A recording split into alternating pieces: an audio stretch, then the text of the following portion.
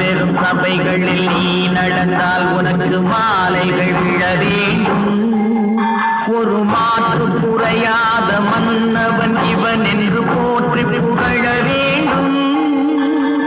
மாபெரும் சபைகளில் நீ நடந்தால் உனக்கு மாலைகள் விழ வேண்டும். ஒரு மாற்று குறையாத மன்னவன் இவன் என்று போற்றி புகழ வேண்டும்.